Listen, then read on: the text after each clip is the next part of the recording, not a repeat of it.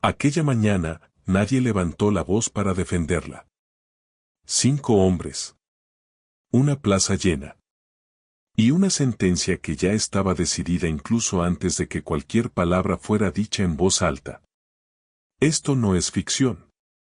Es el tipo de cosa que ocurre cuando toda una comunidad decide creer en una versión conveniente en lugar de buscar la verdad incómoda.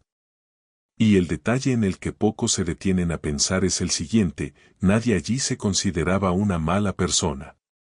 Cada uno creía que estaba del lado correcto. Cada uno pensaba que estaba haciendo lo que debía hacerse. Y es exactamente eso lo que vuelve esta historia tan perturbadora. Porque el mayor peligro no es el villano que actúa con maldad declarada. Es la multitud buena que actúa con demasiada certeza y muy poca curiosidad. Es el grupo que confunde repetición con verdad, silencio con culpa y conveniencia con justicia. Ella estaba en el centro de aquella plaza siendo juzgada no por lo que hizo, sino por la versión que alguien muy específico construyó sobre ella con mucho cuidado y mucho interés. Y nadie lo notó. Nadie lo cuestionó. Nadie preguntó qué había ocurrido realmente aquella noche. Hasta que una persona hizo la única cosa que todos los demás habían evitado hacer: escuchar. Y cuando la verdad empezó a aparecer, no fue solo su destino el que cambió. Fue el destino de toda la ciudad. Porque las verdades guardadas en lugares escondidos no desaparecen. Esperan. Y cuando salen a la luz, aparecen con nombre, fecha y valor. Lo suficiente para desmontar cualquier mentira, por más bien construida que esté. Lo que ocurrió en aquella plaza te hará pensarlo 2 veces antes de creer la próxima historia que parezca demasiado perfecta para ser verdad. Había algo en aquel día que no se explicaba solo por el calor. El sol estaba alto, el polvo se levantaba con el viento y la gente fue llegando poco a poco, como si alguien hubiera convocado a todos sin necesidad de decir una sola palabra. Es curioso cómo ciertas situaciones tienen ese poder: todo el mundo aparece, todo el mundo se queda, pero nadie sabe muy bien por qué está allí. La plaza se fue llenando lentamente, y el silencio que se apoderó del lugar decía más que cualquier discurso. Había gente apoyada en las paredes, niños en brazos de sus madres, viejos con sombrero al borde de la sombra. Y en el centro, una mujer. Solo ella, de pie, en medio de todo aquello. El círculo que se formó a su alrededor no era de protección. Era de juicio. Y el detalle que más llama la atención en esa escena no es lo que estaba ocurriendo, sino lo que no estaba ocurriendo. Nadie discutía. Nadie cuestionaba. Había ese tipo específico de silencio que surge cuando todo el mundo siente que algo malo está a punto de suceder, pero nadie quiere ser el primero en decirlo en voz alta. Porque levantar la voz en ese momento tiene un precio. Y aquella mañana ya había dejado eso muy claro. Las personas la miraban y luego apartaban la mirada, como si sostenerla por demasiado tiempo fuera peligroso. Hay algo muy humano en eso, y al mismo tiempo muy aterrador. Aprendemos desde pequeños a leer el ambiente antes de hablar. A comprobar si es seguro discrepar. A medir el costo de defender a alguien a quien todos ya han decidido condenar. Y en aquella plaza, el costo parecía demasiado alto para cualquiera de los que estaban allí. En el centro de aquel círculo, ella no lloraba. No suplicaba. Solo miraba.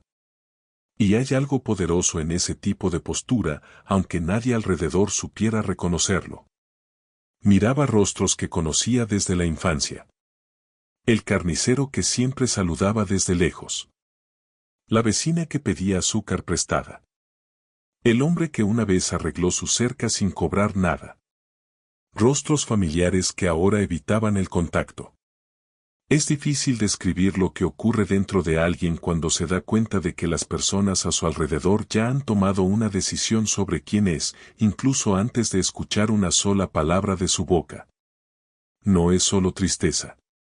Es una especie de asombro. Como si el suelo hubiera cambiado de lugar sin avisar. Allí, en lo alto de una pequeña estructura improvisada, estaban 5 hombres. Sentados en sillas antiguas, como si esas sillas fueran tronos. 5 hombres a los que la ciudad respetaba, o quizá temía, que en el fondo es casi lo mismo. Conversaban entre ellos en voz baja, con esa postura de quienes ya llegaron con la respuesta lista y solo están esperando el momento adecuado para anunciarla. Y es exactamente eso lo que vuelve esta escena tan perturbadora. No era un juicio de verdad. Era una representación. Una obra cuyo final ya estaba escrito antes del primer acto. Y todos en la plaza, en el fondo, lo sabían. Pero nadie dijo nada. ¿Qué le ocurre a una comunidad cuando elige el silencio frente a la injusticia? No permanece neutral. Se vuelve cómplice. Y tal vez ese sea el detalle más oscuro de toda esta historia. No fueron solo 5 hombres quienes condenaron a aquella mujer esa mañana. Fue cada persona que estaba en esa plaza y se quedó callada. Fue cada mirada desviada. Cada paso dado hacia un lado. Cada voz que podría haber hablado y prefirió no arriesgarse. La omisión también tiene peso. Y a veces, ese peso es más difícil de cargar que cualquier culpa declarada. Porque en el fondo, todos los que estaban allí sabían que algo estaba mal. Y aún así, la sentencia estaba a punto de ser anunciada. El sol seguía alto. El polvo seguía en el aire. Y aquella mujer seguía de pie en el centro de la plaza, mirando a una ciudad que la conocía de nombre, pero que en ese momento eligió no conocerla de verdad. Lo que nadie allí imaginaba era que ese día no terminaría como estaba planeado. Porque a veces, en el momento en que todo parece perdido, aparece algo que nadie estaba esperando. Y cuando eso ocurre, hasta el silencio más pesado empieza a resquebrajarse. Ella no era el tipo de persona que llamaba la atención al entrar en un lugar. Caminaba sin prisa, hablaba en el tono justo, nunca más alto de lo necesario. Trabajaba antes de que saliera el sol y solo se detenía cuando el trabajo estaba hecho. El tipo de persona que la ciudad usa como referencia cuando quiere decir que alguien es de confianza, pero que rara vez se detiene a preguntar cómo está esa persona. Tenía un huerto en el fondo de su casa, ayudaba a los vecinos cuando lo necesitaban y nunca pidió nada a cambio. Así de simple. Pero hay una paradoja curiosa en la vida de quien vive de esa forma. Cuanto menos hablas de ti mismo, más sienten las personas que necesitan llenar ese espacio con algo. Y fue exactamente eso lo que ocurrió con ella a lo largo de los años. Como hablaba poco, la gente fue inventando. No con mala intención, al menos no al principio. Es casi automático. La mente humana no soporta los vacíos. Cuando no tiene suficiente información sobre alguien, los completa por su cuenta, con suposiciones, con proyecciones, con aquello que tiene más sentido dentro de la cabeza de quien está mirando desde afuera. Y ahí empieza el problema. Porque la versión inventada va pasando de boca en boca, ganando detalles que nunca existieron, hasta que un día esa versión parece más real que la persona de verdad. Había gente en la ciudad que juraba conocerla bien. Pero si alguien se detuviera a preguntar qué sabían realmente, la respuesta sería vaga. Sabían su nombre. Sabían dónde vivía. Sabían que era callada. Pero no sabían lo que pensaba. No sabían que la hacía reír. No sabían lo que llevaba dentro. Y hay una enorme diferencia entre conocer a alguien y conocer la dirección de alguien. La ciudad confundió esas dos cosas durante años. Y esa confusión costó caro. Porque cuando llegó el momento en que ella más necesitaba que las personas la vieran de verdad, lo que vieron fue la versión que habían construido, no a ella. Discreto no es lo mismo que misterioso. Pero las personas rara vez hacen esa distinción. Quien habla poco se vuelve un enigma. Quien vive a su manera se vuelve sospechoso.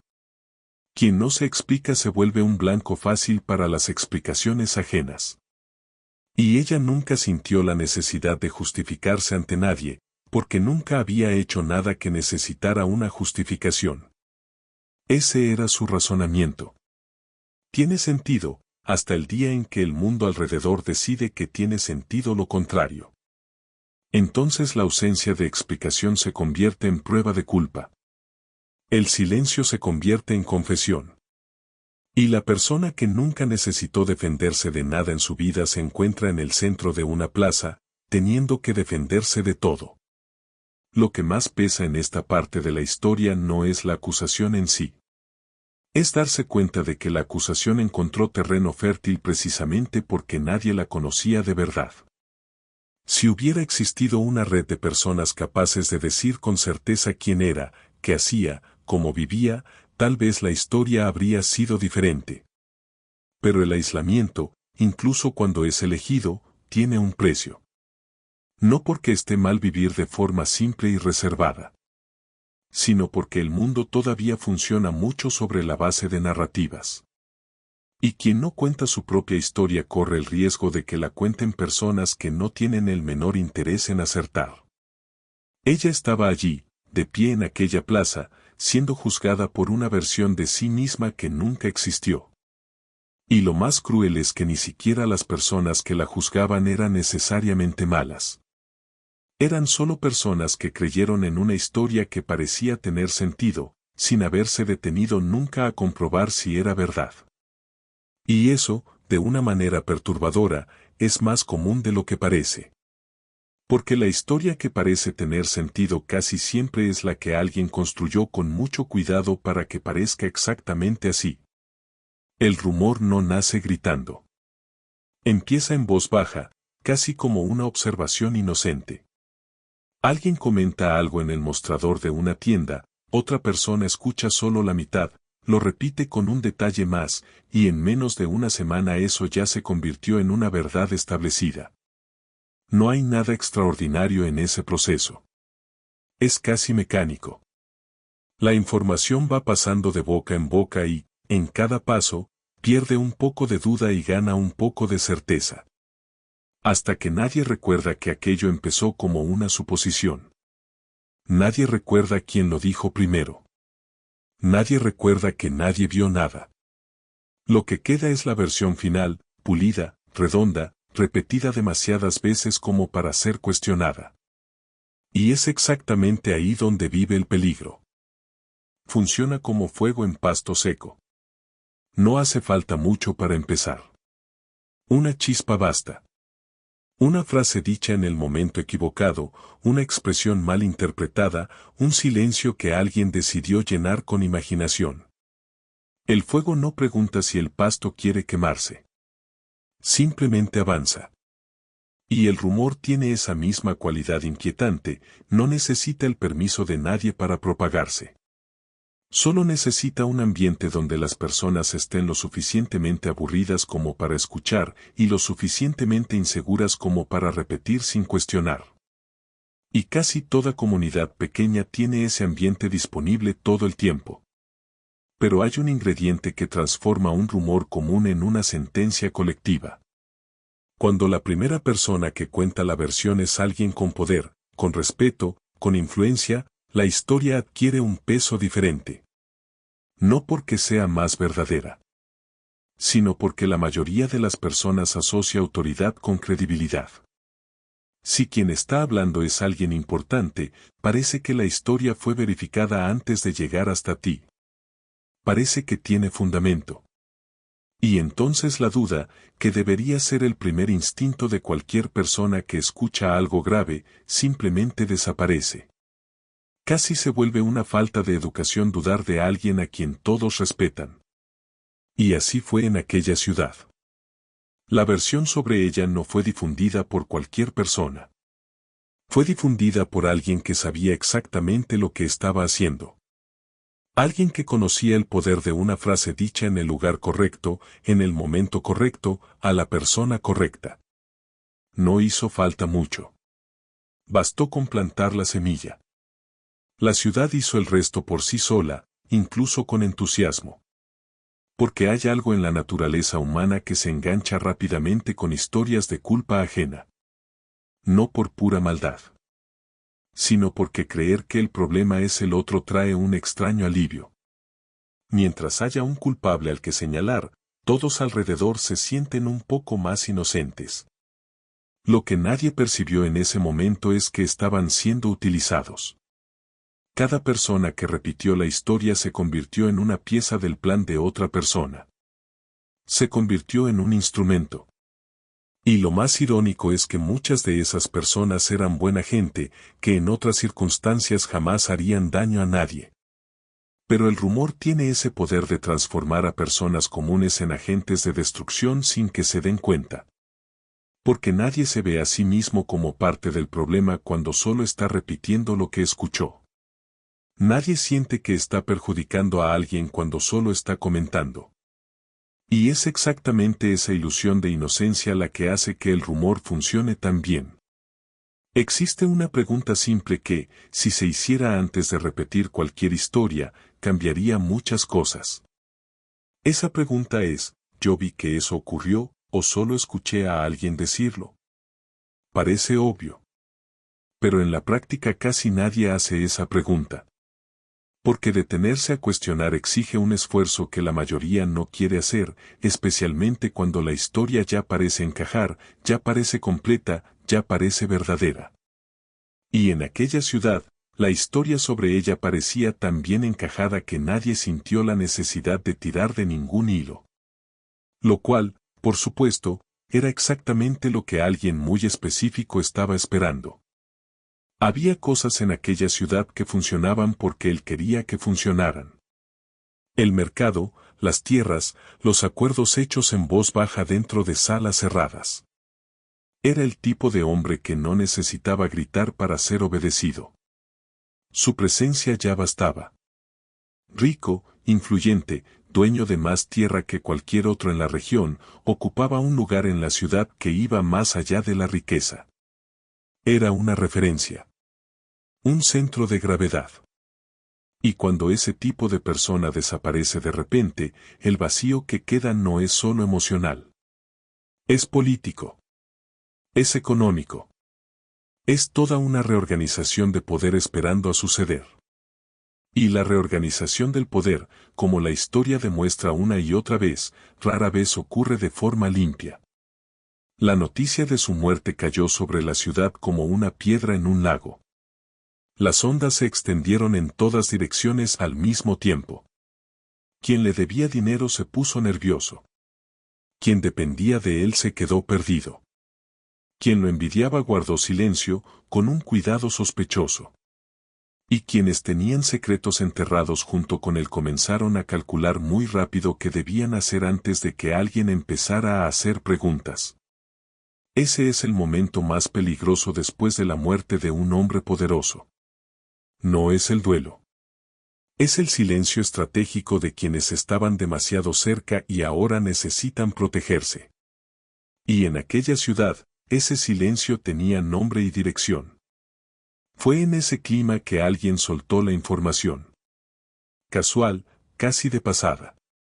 Que ella había sido vista discutiendo con él días antes. Solo eso. Una frase. Sin contexto, sin explicación, sin prueba. Pero en una ciudad donde todos ya tenían los nervios a flor de piel, una frase así no necesita complemento. Se expande sola. La mente de las personas llena los espacios con el peor escenario posible, porque el peor escenario siempre es el más dramático, y el más dramático siempre es el que se propaga más rápido.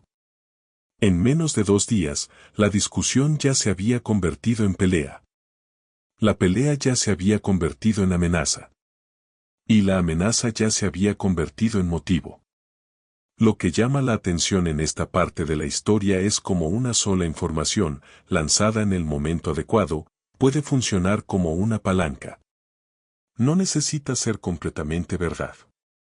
No necesita ser completamente mentira. Solo necesita ser suficiente para dirigir la atención de todos hacia un único punto. Mientras las personas miran ese punto, dejan de mirar otros. Y es en esos otros donde normalmente están las verdaderas respuestas. Quien entiende esto entiende cómo funciona la manipulación de narrativas. Y quien entiende cómo funciona la manipulación de narrativas entiende que no es algo raro. Ocurre en ciudades pequeñas, en grandes empresas, en familias, en grupos de amigos. Ella había sido vista discutiendo con él. Está bien, pero ¿quién no discutió alguna vez con aquel hombre? Alguien que controlaba tierras, precios y acuerdos como él los controlaba seguramente había dejado rastros de conflicto por donde pasó. Pero nadie hizo esa pregunta. Nadie levantó la mano para decir que él no era exactamente un hombre sin enemigos. Porque cuando la narrativa ya está en movimiento, las preguntas incómodas no son bienvenidas. Quien hace ese tipo de preguntas se vuelve sospechoso también. Y nadie quería correr ese riesgo. Así que todos se quedaron en la fila, repitiendo lo que oían, mirándola como si la culpa ya fuera un hecho. Y ella, en medio de todo eso, no sabía la magnitud de lo que estaba creciendo alrededor de su nombre. Porque rumores de ese tipo no llegan a la persona de frente. Llegan por el costado, por la mirada que se desvía, por el saludo que se vuelve más corto que antes. Fue percibiendo que algo había cambiado en la forma en que la ciudad se comportaba con ella, pero todavía no conocía la dimensión de lo que estaba por venir. Lo que sí sabía, y guardaba solo para ella en ese momento, era que aquella noche no había estado sola. Y ese detalle, que parecía pequeño, era en realidad la única cosa capaz de cambiarlo todo. Ella discutió con él. Fue vista cerca de su casa. Tenía motivos para odiarlo. 3 frases. Simples, directas, encajadas una con la otra como piezas de un rompecabezas. Y es precisamente ese encaje perfecto lo que debería haber encendido una señal de alerta en alguien. Porque la realidad rara vez es así. La realidad es desordenada, contradictoria, llena de detalles que no encajan. Cuando una historia parece demasiado redonda, demasiado limpia, sin ninguna punta suelta, hay una gran posibilidad de que alguien haya trabajado para dejarla así. Las historias verdaderas tienen fallas. Las historias construidas tienen acabado. Y aquella historia tenía un acabado impecable. Pero el problema es que al cerebro humano le encanta exactamente eso. Le encanta cuando las cosas encajan. Incluso existe un nombre para ese fenómeno, los estudiosos lo llaman sesgo de confirmación. Cuando una versión parece coherente con lo que una persona ya cree, el cerebro deja de cuestionar y empieza a confirmar. Cada nuevo detalle que aparece, por pequeño que sea, se usa como prueba de que la versión original era correcta. Y cualquier detalle que contradiga esa versión es ignorado, descartado o reinterpretado hasta encajar en la historia que ya estaba armada. Es casi automático. Y es casi imposible darse cuenta cuando está ocurriendo con uno mismo. En aquella ciudad, la historia sobre ella activó ese mecanismo a escala colectiva. Cada conversación reforzaba la anterior. Cada mirada desconfiada alimentaba la siguiente. La narrativa fue ganando peso no porque tuviera pruebas, sino porque tenía repetición. Y la repetición, con el tiempo, se convierte en familiaridad. Y la familiaridad se convierte en verdad. Ese es uno de los trucos más antiguos que existen, y sigue funcionando porque a la mayoría de las personas no se les enseñó a identificarlo. No porque sean tontas, sino porque nadie nace sabiendo cuestionar narrativas. Eso se aprende, y solo se aprende si alguien muestra que es necesario aprenderlo. Había un detalle en la acusación que nadie se detuvo a examinar.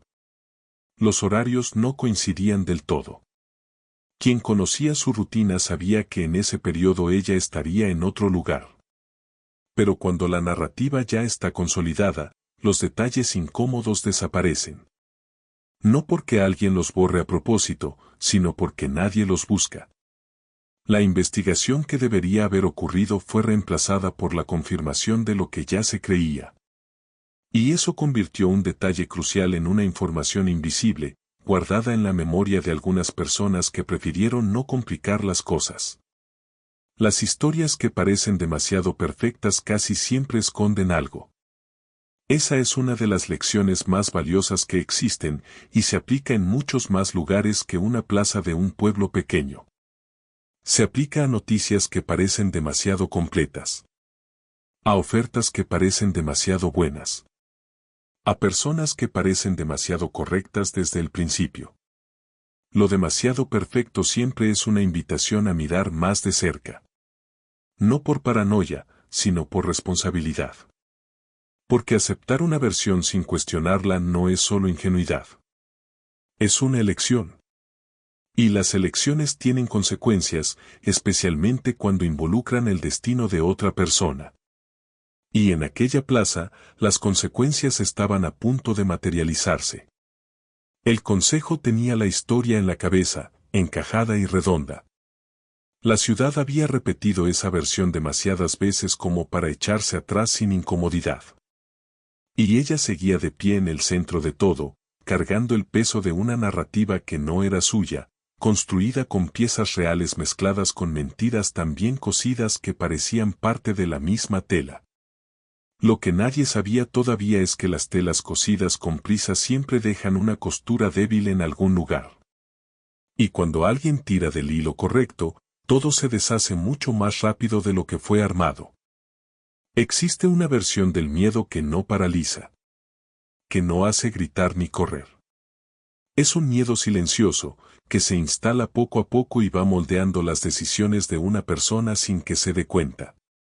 Es el miedo de destacar en la dirección equivocada. El miedo de convertirse en el próximo objetivo. El miedo de perder el lugar que llevó años conquistar. Ese tipo de miedo no aparece en el rostro. Aparece en las decisiones. En el silencio en el momento equivocado. En la sonrisa que asiente sin creer. En el voto que sigue a la mayoría no por convicción, sino por cálculo. Y en aquella ciudad, ese miedo estaba presente en casi todos los que estaban en esa plaza aquel día. El consejo estaba formado por hombres a quienes la ciudad respetaba. Pero el respeto, cuando viene mezclado con miedo, tiene un sabor diferente. Las personas los saludaban, estaban de acuerdo con ellos, evitaban contradecirlos. No necesariamente porque admiraran el carácter de esos hombres, sino porque sabían lo que podía pasar con quien se cruzara en su camino. Y cuando llegó el momento de reunirse para decidir qué hacer con ella, lo que ocurrió dentro de esa sala no fue un debate honesto sobre culpa e inocencia. Fue una negociación de intereses. Un intento colectivo de resolver un problema de la manera más conveniente posible para el menor número posible de personas poderosas. Y el resultado de esa negociación fue simple y cruel al mismo tiempo. Era mucho más fácil, mucho más rápido y mucho menos arriesgado culpar a alguien que no tenía poder para reaccionar. Alguien que no tenía aliados influyentes. Alguien que, si se iba o era castigada, no dejaría un vacío político. Ella era la elección perfecta no porque fuera culpable, sino porque era vulnerable.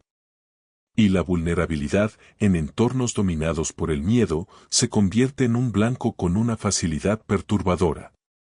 No hace falta una malicia extrema. A veces basta con la conveniencia. ¿Qué ocurre con una comunidad cuando elige a un culpable por conveniencia? No resuelve el problema. Solo lo entierra. Y los problemas enterrados tienen una característica incómoda, regresan. Con intereses. La sensación de justicia hecha es temporal. El alivio colectivo dura poco. Porque en el fondo, las personas que participaron saben, aunque no lo admitan, que algo estaba mal. Y ese conocimiento queda guardado en algún lugar, creando una tensión que nunca desaparece del todo. Las ciudades que hacen esto cargan ese peso durante generaciones. Las familias que hacen esto también. Y cualquier grupo humano que elige al chivo expiatorio en lugar de la verdad paga un precio que aparecerá tarde o temprano. Pero lo más revelador de esta historia no es el comportamiento del consejo. Son las personas comunes que estaban en la plaza. Gente que la conocía. Gente que en el fondo sabía que algo no estaba bien. y que se quedó callada de todos modos. No por maldad, sino por miedo. Miedo a perder el trabajo, a perder la tierra, a perder protección, a convertirse en el próximo señalado. Y ese es el poder más silencioso que existe en una comunidad. No es el poder de quien grita. Es el poder de quien hace que todos a su alrededor calculen el costo de discrepar. Cuando ese poder se instala, la injusticia no necesita fuerza bruta para ocurrir. Ocurre sola, con la colaboración involuntaria de personas que preferirían estar del otro lado. Y allí, aquella mañana, el miedo hizo su trabajo con eficiencia. Transformó vecinos en testigos silenciosos. Transformó a personas buenas en cómplices pasivos. Transformó a toda una comunidad en un engranaje que funcionaba a favor de quienes tenían más que perder con la verdad. Pero los engranajes construidos sobre el miedo tienen un punto débil. Dependen de que todos sigan teniendo miedo todo el tiempo. Basta con una persona que no tenga nada que perder, o que decida que la verdad vale más que la seguridad, para que todo el engranaje empiece a crujir. Y en aquella ciudad, esa persona estaba a punto de aparecer desde un lugar que nadie esperaba. Cuando las personas piensan en un juicio, imaginan preguntas, pruebas, argumentos de ambos lados, alguien defendiendo y alguien acusando, y al final una decisión basada en lo que se presentó. Esa es la idea. Pero lo que ocurrió en aquella plaza no tenía nada de eso. Tenía forma sin contenido.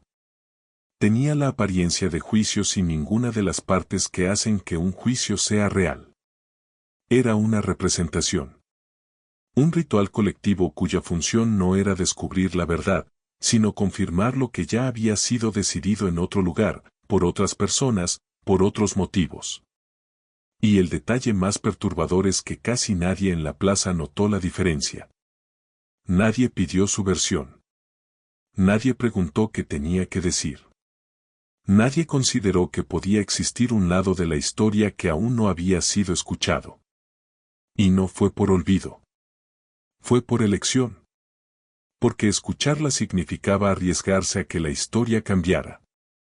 Y la historia no podía cambiar. Ya había demasiada gente comprometida con esa versión. Ya había demasiada reputación involucrada.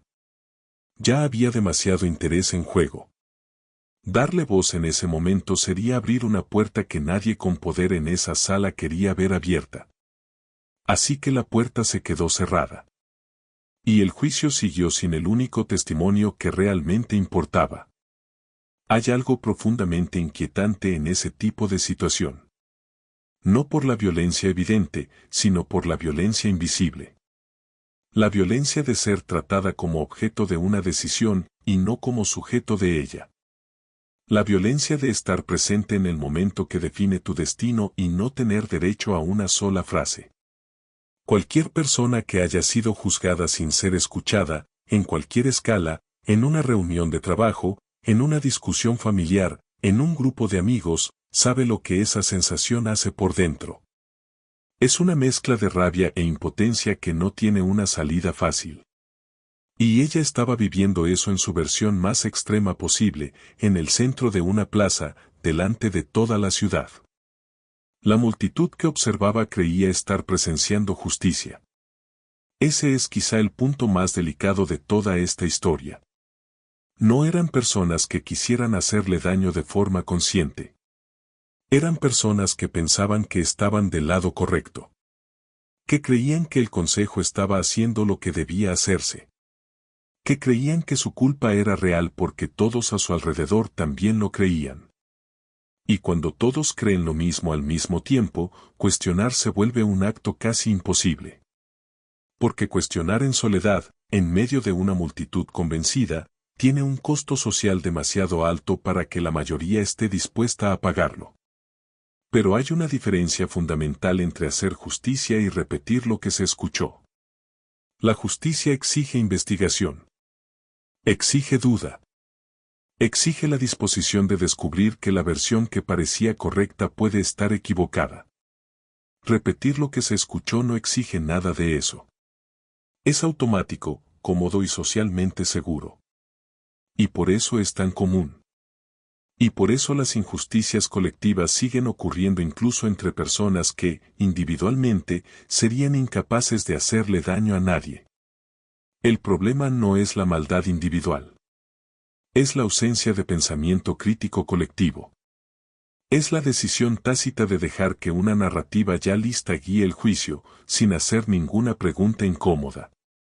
Y en aquella plaza, mientras el consejo preparaba el anuncio de la sentencia, alguien en la multitud observaba todo con una mirada diferente. No era de allí. No conocía a ella, no conocía al muerto, no conocía al consejo. No tenía nada que perder ni nada que ganar en esa historia. Y quizá por eso fue el único que percibió lo que todos estaban dejando de ver. No su culpa, sino la ausencia completa de cualquier cosa que la probara. Y esa percepción, tan simple como era, sería el comienzo del fin de una mentira que ya había durado demasiado tiempo. Había llegado a la ciudad 2 días antes, sin planes de quedarse. Era el tipo de persona que viaja ligero, duerme donde puede y sigue adelante sin apego a ningún lugar. No tenía negocios allí, no conocía a nadie, no estaba buscando nada en particular. Solo estaba de paso. Y fue exactamente esa condición la que le dio algo que ningún habitante de aquella ciudad tenía en ese momento: distancia. No distancia física, sino distancia emocional. Él no cargaba con el peso de las relaciones, de los miedos, de las deudas invisibles que ataban a todos allí. Miraba la escena con los ojos de quien la ve por primera vez, sin filtro, sin historia previa, sin nada que proteger. Cuando llegó a la plaza y entendió lo que estaba pasando, su primera reacción no fue indignación. Fue extrañeza. Había algo en el aire que no encajaba. No era nada obvio, nada que pudiera señalar de inmediato. Era una sensación. El tipo de cosa que aparece cuando los detalles de una escena no combinan con la emoción que está generando. Las personas hablaban con demasiada certeza.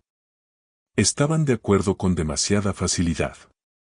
Y nadie, en ningún momento, hacía la pregunta más básica que existe en una situación así. Nadie preguntaba qué había pasado realmente aquella noche. Hablaban de su culpa como si fuera un hecho establecido, pero nadie describía el hecho en sí. Hay personas que pasan toda la vida sin desarrollar ese tipo de percepción. Y hay personas que, por experiencia o por naturaleza, aprendieron a prestar atención a lo que falta, no solo a lo que está presente. Él era del segundo tipo. Sabía que una historia con mucha certeza y poca evidencia casi siempre tiene algo oculto. No porque el mundo sea siempre conspirativo, sino porque la certeza sin prueba normalmente significa que alguien decidió dejar de buscar antes de tiempo. Y dejar de buscar antes de tiempo, en una situación grave como aquella, no es inocencia. Es una elección. Se quedó en el borde de la multitud, observando. Prestó atención no solo a lo que la gente decía, sino a cómo lo decía. A los momentos de vacilación. A los intercambios de miradas que ocurrían demasiado rápido para ser accidente. A quién se quedaba cerca de quién. A quién evitaba a quién. Esas cosas dicen mucho, a veces más que cualquier palabra dicha en voz alta. Y lo que fue leyendo en aquella escena fue una comunidad que no estaba unida por la certeza de su culpa. Estaba unida por el miedo a algo que todavía no podía nombrar, pero que claramente existía y claramente era lo suficientemente grande como para mantener a todos en línea. El detalle que más le llamó la atención fue la ausencia de curiosidad. En cualquier situación grave, las personas normalmente quieren saber más. Hacen preguntas. Especulan. Discuten versiones. Pero allí, nadie parecía querer más información de la que ya tenía. Como si más información fuera peligrosa. Como si la historia ya estuviera del tamaño correcto y cualquier añadido pudiera arruinar algo que era demasiado frágil para soportar más peso. Esa ausencia de curiosidad, para él, fue la señal más clara de todas. porque la curiosidad es natural. Suprimir la curiosidad colectiva exige esfuerzo. Y el esfuerzo colectivo por no saber más significa que alguien, en algún lugar, tenía mucho interés en que las preguntas correctas no se hicieran. Entonces tomó una decisión simple. Antes de seguir su viaje, haría lo que nadie allí había hecho. Iba a escucharla. No para salvar a nadie, no por heroísmo, no por una misión, sino porque era la cosa más obvia del mundo que debía hacerse, y el hecho de que nadie la hubiera hecho aún decía mucho sobre el estado de aquella ciudad. A veces, el acto más revolucionario en un ambiente de silencio colectivo es simplemente hacer la pregunta que todos están evitando. Y él estaba a punto de hacer exactamente eso. Llegar hasta ella no fue difícil. Lo difícil era lo que venía después. Porque cuando alguien pasa por un proceso como aquel, rodeada de juicio y silencio, lo último que espera es que un extraño aparezca con una pregunta genuina. La desconfianza es automática. Es un mecanismo de protección que el cuerpo desarrolla cuando aprende que abrir la boca puede costar caro. Él lo sabía. Así que no llegó con prisa, no llegó con discurso, no llegó prometiendo nada. Llegó despacio, con el tono de quien no quiere nada más que entender. Y a veces, solo eso ya es suficiente para alguien que ha pasado demasiado tiempo sin ser tratado como persona. Lo primero que hizo fue lo opuesto de lo que había hecho el consejo. Se quedó callado. Dejó que el silencio existiera sin prisa por llenarlo. Y ella, poco a poco, empezó a hablar. No de forma ordenada, no con principio, medio y final. Del modo en que hablan las personas cuando están procesando algo demasiado grande. En fragmentos. Con pausas. Con frases que empiezan y no terminan. Él escuchó todo sin interrumpir, sin dirigir, sin intentar encajar lo que oía dentro de una versión que ya tenía en la cabeza. Escuchó de verdad. Y escuchar de verdad es más raro de lo que parece. La mayoría de las personas escucha esperando su turno para hablar. Él escuchaba esperando entender. Y entonces ella dijo algo que él no esperaba. No negó haber ido a encontrarse con el hombre aquella noche. Lo confirmó. Si fue hasta su casa. Tenía un motivo concreto que explicó sin rodeos. Pero en medio de la explicación, casi como si fuera un detalle menor, dijo una frase que cambió por completo el peso de todo lo que venía antes. Dijo que no estaba sola. Había otra persona allí aquella noche. Una persona que estuvo presente desde el principio, que vio todo lo que ocurrió y que hasta ese momento no había aparecido en ninguna de las versiones de la historia que circulaban por la ciudad. Él sintió el peso de aquello de inmediato. No estaba sola. 3 palabras. Pero 3 palabras que, si eran verdad, deshacían toda la estructura de la acusación. Porque la acusación dependía de un elemento central, ella sola, sin testigos, sin coartada, en una situación que podía ser moldeada de la forma más conveniente. La presencia de otra persona cambiaba todo. Hacía la historia verificable. Hacía posible confrontar versiones. Y hacía mucho más difícil mantener la narrativa redonda que el consejo había construido con tanto cuidado. Pero había una capa más en todo eso. Ella no estaba protegiendo a esa persona por ingenuidad. Sabía exactamente lo que hacía al guardar ese nombre. Sabía que revelar quién estaba allí aquella noche era abrir un camino sin retorno, un camino que iba a herir a personas, sacudir el poder y probablemente crear problemas mayores que los que ya enfrentaba. Así que había permanecido callada. No por cobardía, sino por un cálculo que solo tiene sentido cuando alguien entiende el tamaño de lo que está sosteniendo. Y él, al escuchar aquello, entendió que estaba frente a algo mucho más grande que una acusación injusta en una ciudad pequeña. Se quedó en silencio un momento después de que ella terminó de hablar. No porque no supiera qué decir, sino porque sabía que la siguiente pregunta iba a definir el rumbo de todo. Si ella confirmaba el nombre, la historia cambiaría. Si no lo confirmaba, él habría escuchado una versión que no podría probar. Y ella lo sabía también. Los dos permanecieron allí, durante unos segundos, en uno de esos momentos en los que el peso de una decisión es tan palpable que parece ocupar espacio físico en el aire. Hasta que ella respiró hondo, lo miró con la expresión de quien finalmente decide que la verdad vale más que la seguridad, y dijo el nombre. El nombre que ella dijo no era el de cualquier persona. Era el de alguien que todos en la ciudad conocían. Alguien que estaba sentado en el consejo en ese mismo momento, ayudando a decidir su destino, con la misma expresión tranquila de quien no tiene nada que esconder. Y ese detalle, por sí solo, ya decía todo sobre la magnitud de lo que estaba siendo encubierto. No era una coincidencia incómoda. Era una arquitectura.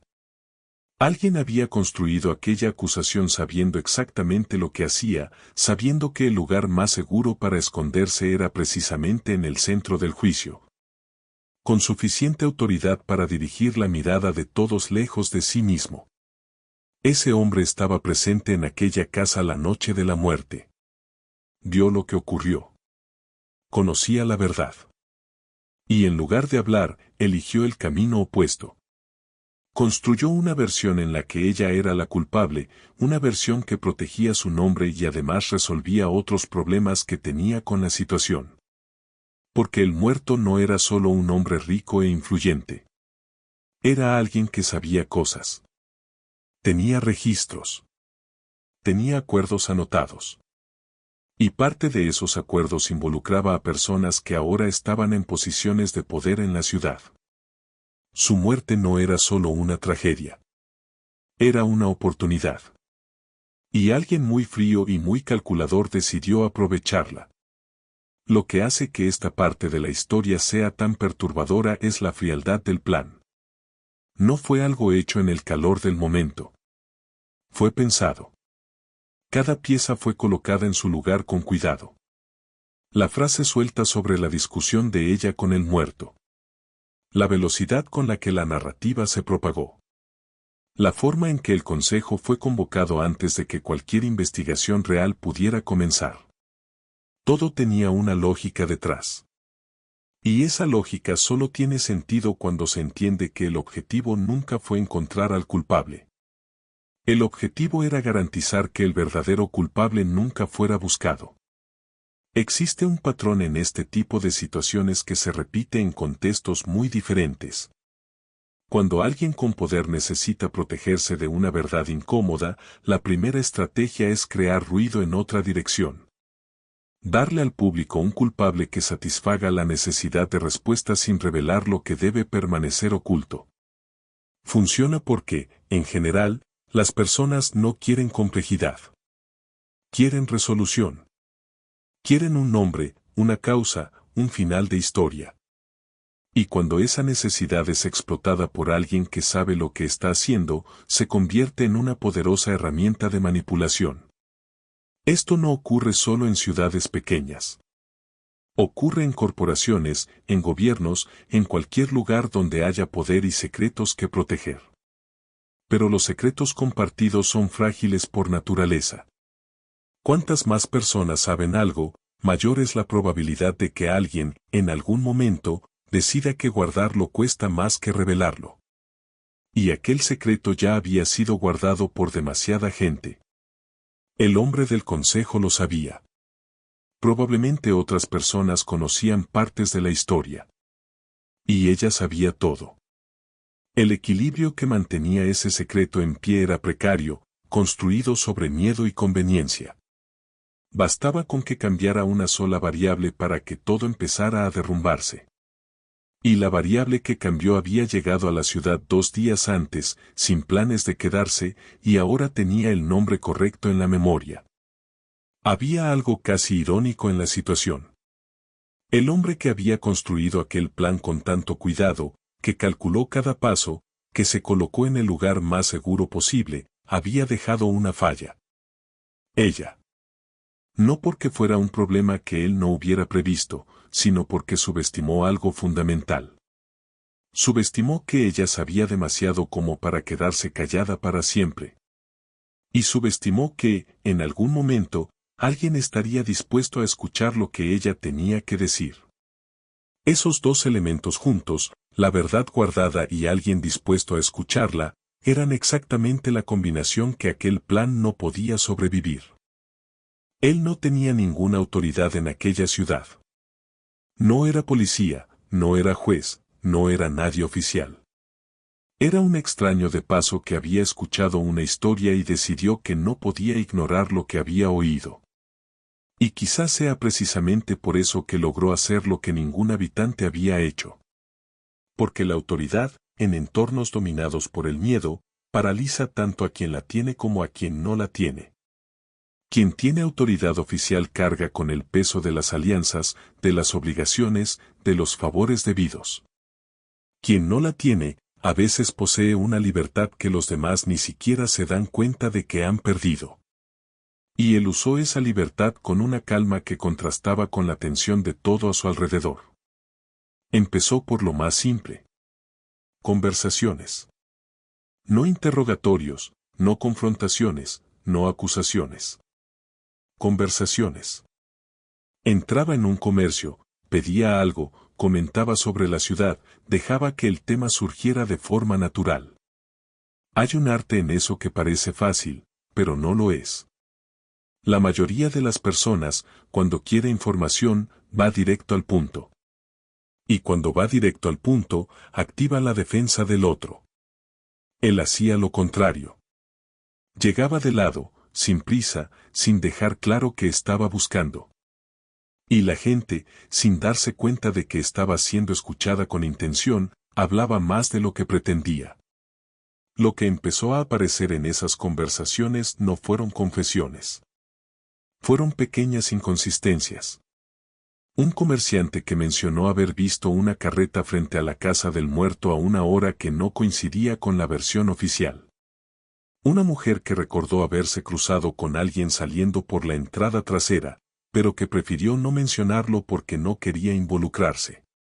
Un trabajador que conocía la rutina del muerto y sabía que ciertas visitas ocurrían en horarios específicos, horarios que contradecían directamente lo que el consejo había presentado como un hecho. Cada detalle por sí solo parecía pequeño. Juntos, empezaban a formar un dibujo diferente. Había algo que aparecía con una frecuencia curiosa en esas conversaciones. Mucha gente sabía algo. No todo, no la historia completa, sino un fragmento. Un detalle visto, una frase escuchada, un comportamiento extraño percibido. Y casi todos habían tomado la misma decisión, guardárselo para sí mismos. No por complicidad con el crimen. Por miedo a volverse relevantes en una historia donde ser relevante parecía peligroso. Cada persona guardó su fragmento pensando que era demasiado pequeño para importar. Sin saber que los demás también habían guardado fragmentos. Y que juntos, esos fragmentos formaban algo imposible de ignorar. Él fue reuniendo todo con paciencia. No tenía prisa, porque entendía que la prisa en un caso así quema etapas que no pueden quemarse. Cada información tenía que cruzarse con otra. Cada horario debía verificarse. Cada detalle que parecía menor tenía que colocarse en el contexto correcto para revelar su peso real. Era un trabajo silencioso, hecho en los márgenes de la ciudad, lejos de los ojos del consejo. Y mientras hacía ese trabajo, la plaza seguía esperando la sentencia, la gente seguía con sus certezas, y el hombre del consejo seguía con su expresión tranquila de quien cree haber controlado todo lo que necesitaba controlar. Pero había un elemento que aún no había encontrado. Algo concreto, algo que fuera más allá de testimonios que podían ser cuestionados, de recuerdos que podían ser discutidos. Las palabras son poderosas, pero en ambientes donde el poder decide quién es escuchado, las palabras por sí solas a veces no bastan. Necesitaba algo que no pudiera ser reinterpretado, algo que hablara por sí mismo sin importar quién intentara silenciarlo. Y las pistas que había reunido hasta ese momento apuntaban todas al mismo lugar. Dentro de la casa del hombre muerto. Hacia algo que él guardaba y que, aparentemente, nadie había buscado todavía. La casa del hombre muerto estaba cerrada, pero no sellada. Nadie se había preocupado por preservar nada allí dentro, lo cual por sí mismo ya decía mucho. En una investigación real, lo primero que se hace es proteger el lugar. Guardar evidencias. Controlar el acceso. El hecho de que nadie hubiera hecho eso no era descuido. Era conveniencia. Cuantas menos personas revisaran aquella casa, mejor para quienes tenían algo que esconder dentro de ella. Y cuanto más tiempo pasara, mayor sería la probabilidad de que cualquier cosa comprometedora desapareciera de forma natural o con la ayuda discreta de alguien con suficiente acceso y motivación. Entró con cuidado, sin llamar la atención. Lo que encontró dentro era lo que se espera de un hombre que controlaba mucho y confiaba poco. Documentos en cajones, correspondencia guardada en orden, contratos que registraban acuerdos que probablemente nunca se hicieron a la luz del día. Hombres con ese perfil casi siempre documentan todo, no por honestidad, sino por seguridad. Papel con nombre y valores protección. Es la garantía de que, si alguien decide traicionar el acuerdo, hay prueba suficiente para causar daño. Era un archivo de poder, guardado con el cuidado de quien sabe que la información vale más que el dinero en ciertas situaciones. Y entonces lo encontró. En un compartimento al fondo de un cajón que debía abrirse de una manera específica, había un libro. Pequeño, encuadernado en cuero oscuro, con páginas llenas de una letra pequeña y ordenada. Era un libro de registros. No de negocios comunes. De negocios que no podían aparecer en ningún lugar oficial. Deudas que nunca pasaron por una oficina. Pagos hechos a cambio de favores que no tenían un nombre elegante. Acuerdos que involucraban tierras, decisiones, silencios comprados y verdades enterradas. El tipo de documento que un hombre guarda porque sabe que algún día puede necesitarlo como escudo o como arma. Fue pasando las páginas despacio, con el cuidado de quien entiende el peso de lo que sostiene. Y los nombres fueron apareciendo. Nombres conocidos. Nombres que la ciudad respetaba. Nombres que, en ese mismo momento, estaban sentados en las sillas antiguas de la plaza decidiendo el destino de una mujer inocente. Cada nombre venía acompañado de valores, fechas y descripciones lo suficientemente claras como para no dejar dudas sobre lo que había ocurrido. No eran anotaciones vagas. Eran registros precisos, hechos por un hombre que sabía que la vaguedad no protege a nadie. La precisión sí. El nombre que ella había dicho estaba allí. Con detalles que confirmaban no solo su presencia aquella noche, sino una serie de transacciones anteriores que explicaban mucho sobre por qué aquella muerte era conveniente para ciertas personas. La historia que parecía simple, una mujer acusada, un hombre muerto, una ciudad con miedo, era en realidad la capa superior de algo mucho más profundo y mucho más antiguo. El muerto no era solo una víctima. Era un participante. Y su muerte había creado un problema que necesitaba resolverse antes de que alguien empezara a hacer las preguntas correctas. Ella fue la solución elegida.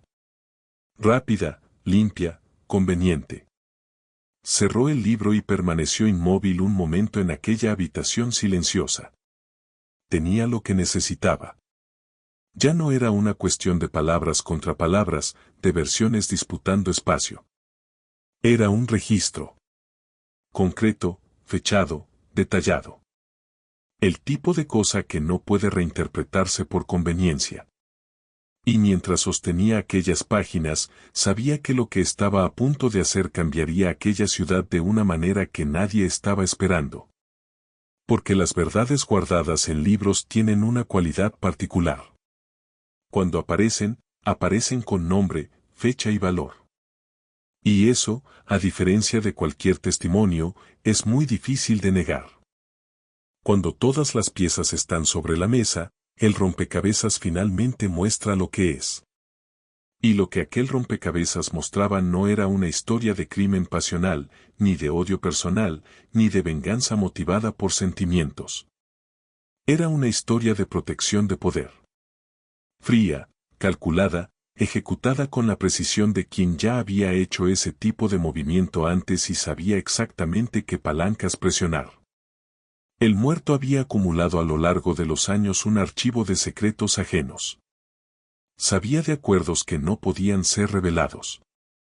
Sabía de dinero que había cambiado de manos en circunstancias que destruirían reputaciones si salieran a la luz. Y mientras estaba vivo, ese conocimiento funcionaba como protección mutua. Nadie se metía con él porque él podía perjudicar a todos. Pero algo cambió. Nadie en la ciudad sabía exactamente qué, pero el libro de registros lo dejaba entrever. Había una anotación reciente, distinta de las demás por su tono.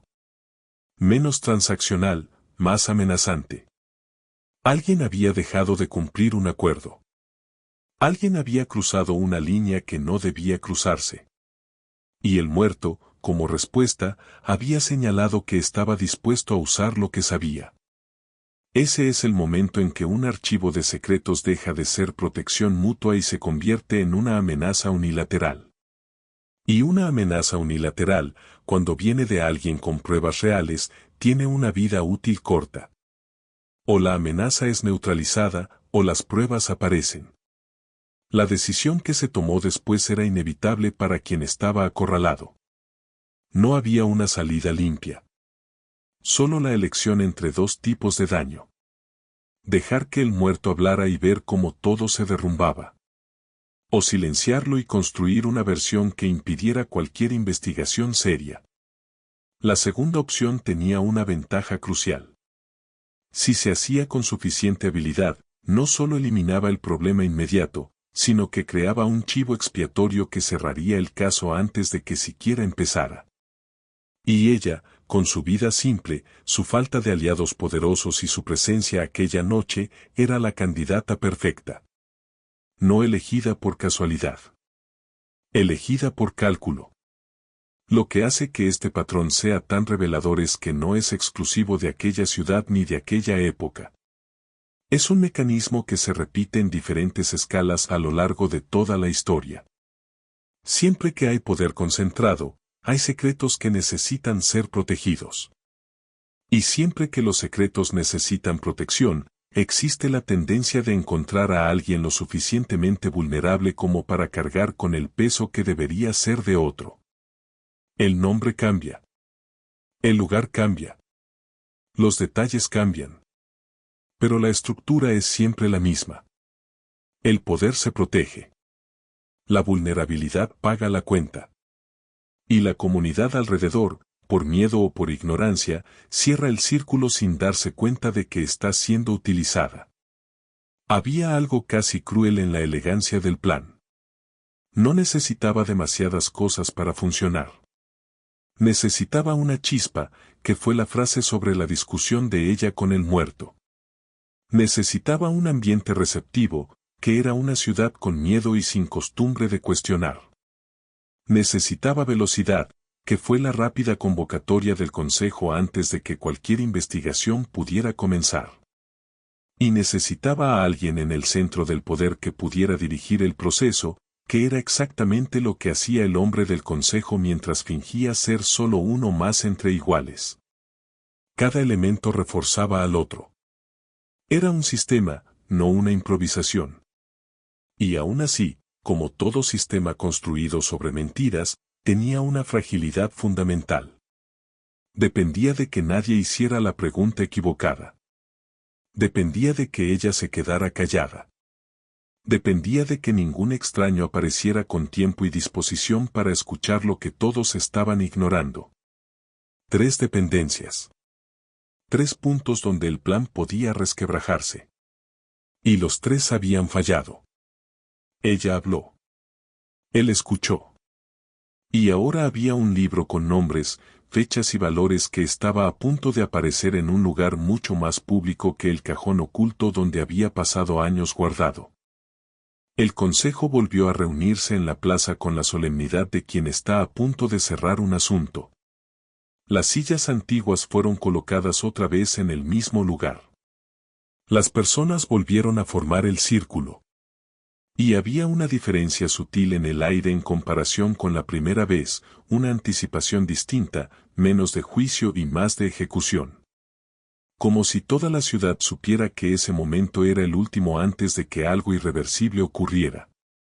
Los 5 hombres se acomodaron con la postura de quienes ya han cumplido su función y solo necesitan anunciar el resultado.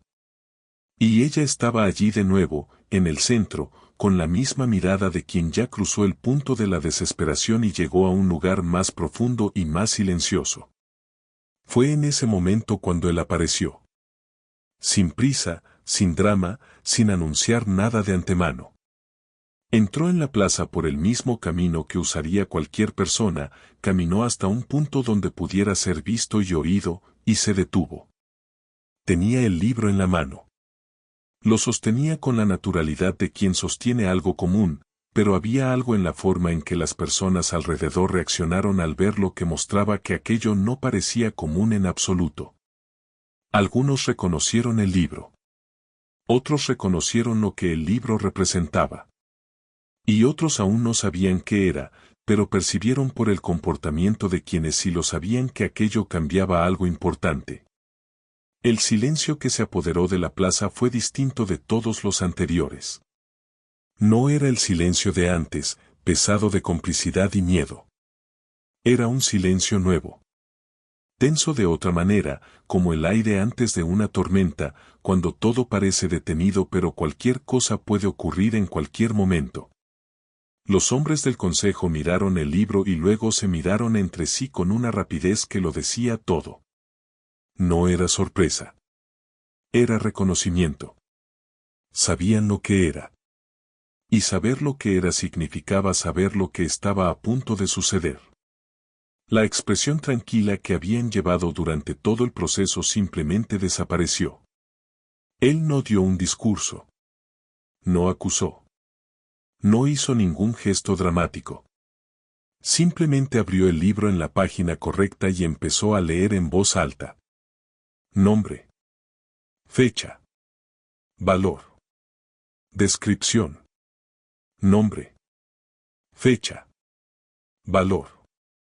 Descripción. Su voz era tranquila, con el tono de quien está leyendo algo sencillo, sin una inflexión exagerada, sin pausas calculadas para causar efecto. Y quizá fue precisamente esa calma lo que hizo que todo pesara más. Porque el drama puede ser cuestionado.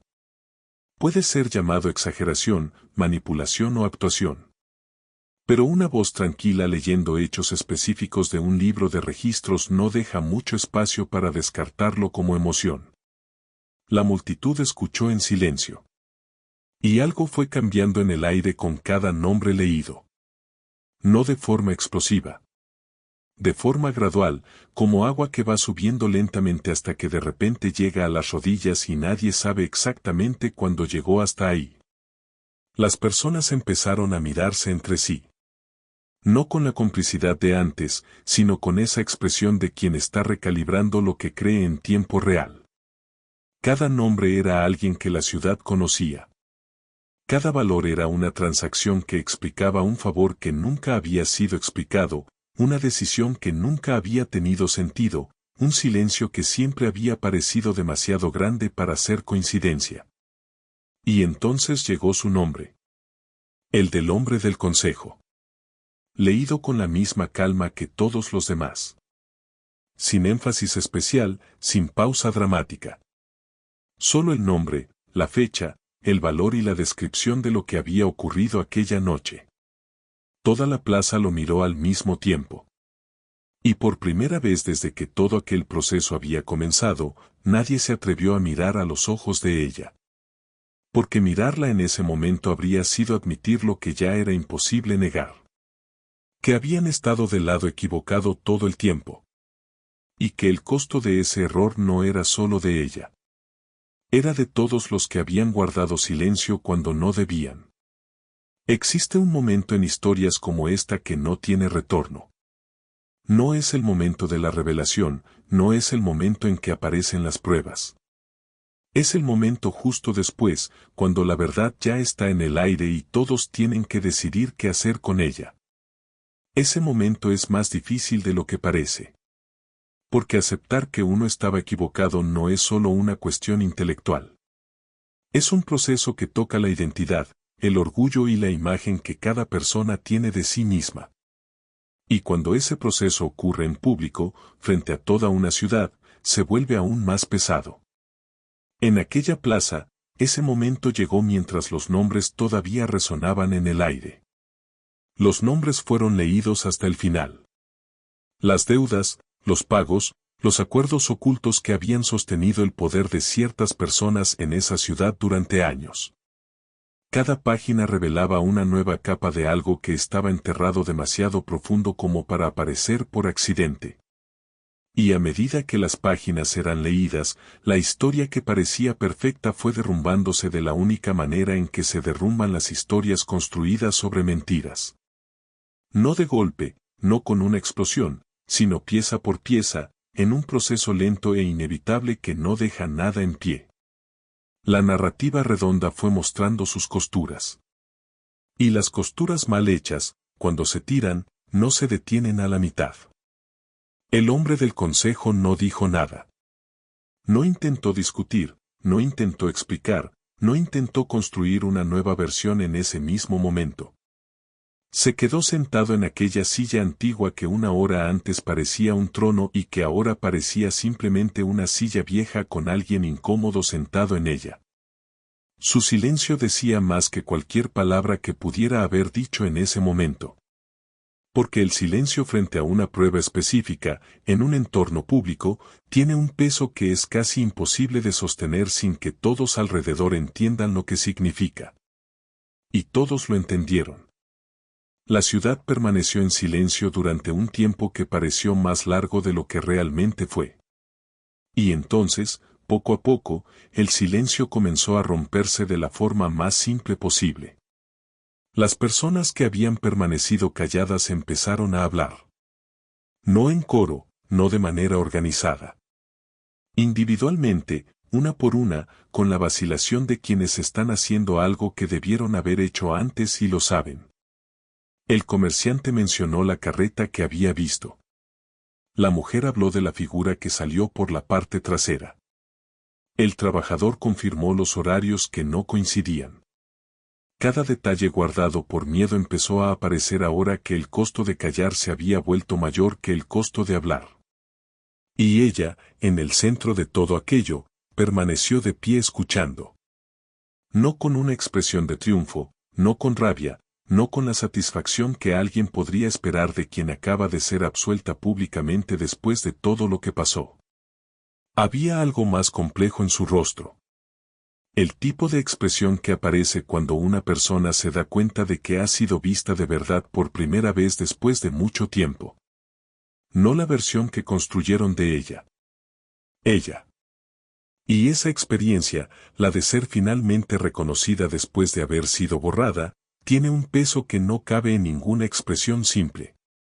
El viento que soplaba en aquella plaza era el mismo de antes. El sol estaba en el mismo lugar. El polvo se levantaba de la misma manera. Pero nada era igual. Porque la verdad tiene ese poder específico que ninguna mentira puede imitar. No necesita fuerza para mantenerse en pie. Solo necesita aparecer. Y cuando aparece, cambia el ángulo de todo alrededor sin pedir permiso. La ciudad que despertó aquel día convencida de quién era la culpable se fue a dormir teniendo que reconstruir no solo su historia, sino la historia de sí misma. Y ese es siempre el costo más alto de una mentira que duró demasiado tiempo. No es solo el inocente quien paga. Es todos los que creyeron. En aquella plaza, una ciudad entera casi destruyó la vida de una persona inocente. No por maldad. Por comodidad. Por miedo. Por pereza de hacer la pregunta correcta en el momento correcto. Y lo más inquietante no es que eso haya ocurrido en una ciudad pequeña en un tiempo lejano. Es que ese mismo patrón se repite todos los días, en lugares mucho más cercanos de lo que parece. En el trabajo, en la familia, en el grupo de amigos, en las redes sociales. Alguien difunde una versión. Todos la repiten. Nadie pregunta. Y una persona paga el precio por una historia que nunca fue suya. Entonces queda la pregunta. ¿Cuántas veces ya creíste en una versión sin escuchar el otro lado? ¿Cuántas veces el silencio de alguien fue interpretado como culpa? ¿Cuántas veces una historia que parecía demasiado perfecta fue aceptada sin ninguna duda, solo porque todos a tu alrededor también la estaban aceptando? Estas preguntas incomodan porque la respuesta honesta casi nunca es cero. Y reconocerlo no es debilidad. Es el primer paso para no ser una pieza más en un juego que otra persona está controlando. La lección que deja esta historia no es sobre aquella mujer, ni sobre aquella ciudad. Es sobre lo que cada persona decide hacer cuando está frente a una narrativa ya lista. Aceptarla porque es más fácil, o cuestionarla porque es más honesto. Quedarse en silencio porque es más seguro, o hablar porque es más justo. Esas decisiones parecen pequeñas en el momento en que se toman. Pero sumadas, definen el tipo de persona que uno es y el tipo de entorno que ayuda a construir a su alrededor. Ahora va una provocación directa. Si hoy descubrieras que creíste una mentira sobre alguien, y que esa mentira perjudicó a esa persona de alguna forma, ¿qué harías? ¿Te quedarías callado para no exponerte? ¿O tendrías el valor de reconocer el error y cambiar? Piénsalo. Porque la respuesta que des en silencio ahora dice mucho más sobre quién eres que cualquier cosa que digas en voz alta. Si este contenido te hizo pensar, si tocó algo que ya viviste o que reconoces a tu alrededor, suscríbete al canal y activa la campanita. Porque cada semana hay una nueva historia aquí, con este mismo nivel de profundidad, este mismo cuidado y este mismo compromiso de traer algo que vaya más allá de lo obvio. No es entretenimiento vacío. Es el tipo de contenido que se queda en la mente incluso después de que la pantalla se apaga. Y el próximo video que va a aparecer en la pantalla ahora es sobre una historia que te hará cuestionar todo lo que crees saber sobre fuerza y debilidad. Y hablando de historias que engañan por las apariencias. El próximo video que aparecerá ahora en la pantalla tiene un título que parece simple, pero esconde algo que te va a sorprender. Ella parecía débil, sin valor y sola, pero esa era solo parte de la historia. Porque así como en aquella plaza todos creyeron saber quién era ella. En esta historia, el mundo entero también se equivocó sobre quién tenía realmente el poder. Y cuando descubras lo que realmente ocurrió, entenderás por qué las personas más subestimadas a veces son exactamente las más peligrosas de ignorar. Haz clic ahora. No vas a querer perdértelo.